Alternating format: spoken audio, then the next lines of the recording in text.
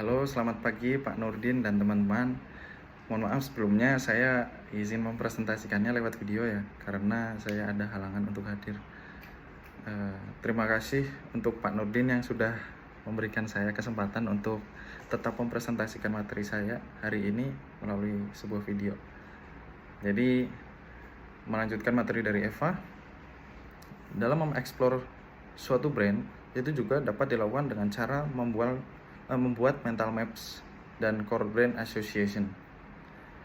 Yang pertama, mental maps sendiri itu apa? Mental maps itu adalah suatu peta atau map yang menggambarkan secara rinci brand association suatu produk. Jadi cara yang paling sederhana dalam membuat mental map itu adalah dengan menanyakan kepada konsumen apa yang menjadi top of mind mereka dalam aspek brand association suatu produk. Ini ada contohnya di sebelah kanan, yaitu dari MTV, brand MTV.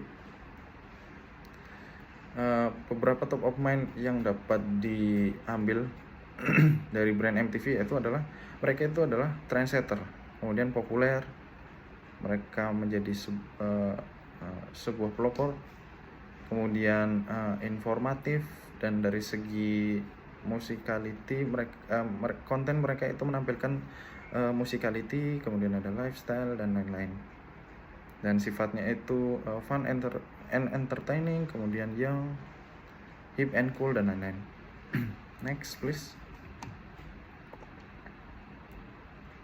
Kemudian yang kedua ada core brand association. Jadi dari beberapa brand association tadi itu dikelompokkan ke dalam beberapa kategori atau dimensi yang dianggap memang paling penting dari suatu brand, atau disebut juga core brand association. Biasanya core brand association ini terdiri dari 5-10 kategori yang paling utama. Dan core brand association ini berfungsi untuk sebagai dasar brand positioning dalam hal bagaimana mereka menciptakan point of parity dan point of difference-nya masing-masing brand mereka. Jadi ini berikut contohnya ya, possible core brand association dari brand MTV. Sini menampilkan ada 10 kelompok atau kategori yang paling menonjol, yaitu ada dari segi musik, credibility, personality, accessibility, interactivity, community, modern, spontaneity, originality, dan fluidity. Nah, kita lihat ini kalau yang credibility. Jadi ada expert, trusting, dan reality. Ini tadi kan masuk di mental map ya, atau menjadi brand association brand MTV tersebut. Nah, dari beberapa brand association tadi itu emang dikelompokkan menjadi salah satu atau kategori yang emang sesuai dengan brand association itu gitu. Contoh lain ada irreverent, hip and cool, itu juga masuk ke personality. Kemudian relevant for everyone masuk ke accessibility, dan seterusnya. Next please. Kemudian kita ambil contoh dari produk lokal, yaitu produk yang kita ambil dari untuk project brand audit kemarin, yaitu adalah susu SGM. Jadi ada 12 brand association yang menurut kami itu merupakan top of mind dari konsumen. Jadi SGM itu merupakan produk susu nutrisi di Indonesia dan affordable ya, kemudian sehat, recommended, credible, populer, pionir, karena menjadi sebuah pelopor di Indonesia ya, merupakan salah satu pelopor susu nutrisi di Indonesia. Kemudian leader, family, sifatnya itu ada young, fun, dan authentic. Nah, dari beberapa brand association ini maka diadopsi lagi menjadi ke possible core brand association. Kita buat menjadi 5, ada dari segi nutrition, credibility, personality, affordability, dan originality. Dari segi nutrition, jadi si susu SGM ini merupakan produk nutrisi susu formula yang sehat. Jadi kita bisa mengambil brand association dari nutrition milk dan healthy. Tadi itu masuk ke kategori nutrition. Kemudian dari segi credibility ya, susu SGM ini merupakan pelopor brand susu bernutrisi ya. Tadi mungkin ada pionir dan leader, dan kemudian ada recommended dan credible. Dia itu banyak direkomendasikan banyak orang karena emang dari survei yang kita sebelumnya pernah lakukan itu emang banyak yang merekomendasikan untuk melakukan susu SGM ini sebagai susu starter untuk untuk anaknya gitu.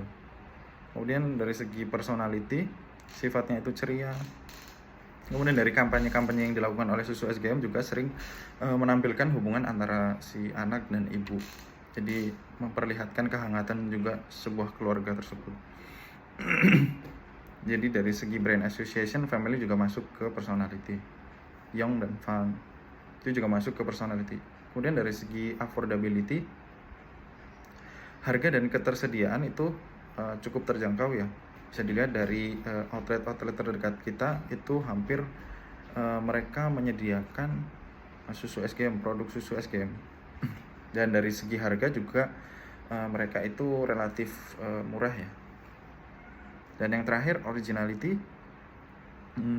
Ini bisa dilambangkan dari bisa dilihat dari warna yang ditampilkan oleh produk susu SGM, yaitu adalah dominan di warna merah dan putih. Ini melambangkan bahwa si susu SGM itu merupakan produk asli Indonesia dan sifatnya otentik. Next, please. Kemudian selanjutnya adalah cara atau metodologi dalam menganalisis suatu brand. Salah satunya itu adalah brand concept map, di mana merupakan metode yang digunakan untuk menunjukkan seberapa kuat brand association network atau brand maps yang saling berkaitan satu sama lain dengan brandnya. Tahap mapping ini dibuat secara struktural berdasarkan hasil responden tentang brand association sehingga menciptakan individual brand map yang berkaitan satu sama lain. Ini contohnya di sebelah kanan adalah dari produk dari brand Mayo Clinic yang memunculkan beberapa individual brand yang brand map yang saling berkaitan. Next, please. Kemudian digital marketing review. Jadi di era digital ini, digital marketing sangat berperan penting ya dalam intervensi dunia digital. Ini ada beberapa input penting dalam brand audit yang dapat membantu menghasilkan informasi-informasi penting terhadap kehadiran brand online. Jadi peran digital marketing itu ada 4 di sini, atau ada 4 manfaat. Yang pertama adalah dapat menyoroti brands digital effort yang diterima di channel-channel online seperti kayak Facebook, Instagram, YouTube, TikTok dan lain-lainnya. Kemudian yang kedua, dapat memberikan insight-insight customer yang dapat digunakan untuk analisa mendalam terkait online conversation suatu brand. Yang ketiga, dapat memberikan input berupa strategi pengembangan brand dan penyempurnaan brand positioning. Dan yang terakhir, untuk mengkoreksi keseluruhan strategi digital marketing dan media sosial. Jadi digital marketing juga berfungsi untuk bahan evaluasi dalam menyusun strategi digital marketing dan media sosial. Next, please. Kemudian percakapan di media sosial itu dapat memberikan topik informasi yang spesifik dan berhubungan dengan suatu brand. Ada konsep 5 CS yang perlu kita perhatikan dalam brand conversation, yaitu yang pertama adalah 5C. C1 itu adalah conversation channel. Ini akan merujuk kepada saluran atau medium atau media yang digunakan untuk berkomunikasi atau berinteraksi secara verbal atau tertulis antara dua belah pihak atau lebih. Kemudian yang kedua ada conversation shorts. Dari mana sih asal percakapan tersebut atau interaksi tersebut itu berasal? Apakah berasal dari konsumen atau dari kompetitor atau dari orang ketiga atau third party? Yang C yang ketiga itu adalah conversation content. Konten percakapannya itu seperti apa? Apakah melalui verbal atau visual? Kemudian yang keempat, channel specific engagement. Ini adalah keterlibatan konsumen terhadap suatu brand lewat channel-channel tertentu. Jadi semisal contoh Facebook deh. Suatu brand itu melakukan kampanye atau promotion di Facebook, kemudian kita bisa lihat seberapa populer brand tersebut. Itu bisa dilihat dari jumlah like-nya atau jumlah komennya ada berapa. Nah, kemudian dari sisi lain, yaitu dari YouTube juga bisa dilihat dari jumlah view atau dari jumlah like-nya juga. Kemudian yang terakhir adalah konteks. Jadi dari beberapa percakapan yang ada tadi di media sosial atau di platform online, nanti ini merujuk kemana? Bagaimana suatu brand itu dapat dibandingkan dengan kompetitornya, dan bagaimana percakapan ini berubah seiring berjalannya waktu.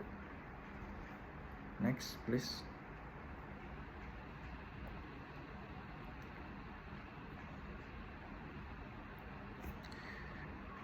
Brand positioning and the marketing program. John Robert, atau yang terkenal sebagai akademisi marketing di Australia, itu melihat adanya tantangan dalam membuat brand positioning ya. Ada 4 kunci penting untuk mempertimbangkan brand positioning. Yaitu yang pertama adalah apa yang saat ini dipercayai oleh pelanggan tentang brand tersebut, mana yang dianggap kredibel. Kemudian yang kedua, apa yang akan pelanggan nilai dari sebuah brand. Yang ketiga, apa yang dikatakan perusahaan baru-baru ini terkait brand tersebut.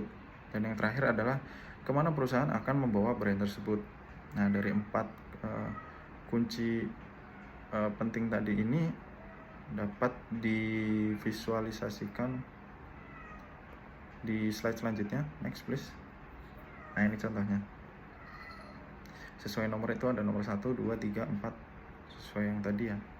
Nomor 4 kunci pertimbangan dari menurut John Robert tadi. Jadi setelah para marketers memiliki pemahaman brand audit yang baik terkait struktur brand knowledge, jadi target konsumen mereka telah memutuskan strength brand knowledge yang diinginkan untuk optimalisasi brand positioning. Mereka juga dapat melakukan penelitian dalam menguji alternatif program taktis untuk mencapai brand positioning tersebut. Oke, selanjutnya akan dijelaskan oleh Mbak Rizka, silahkan. Terima kasih.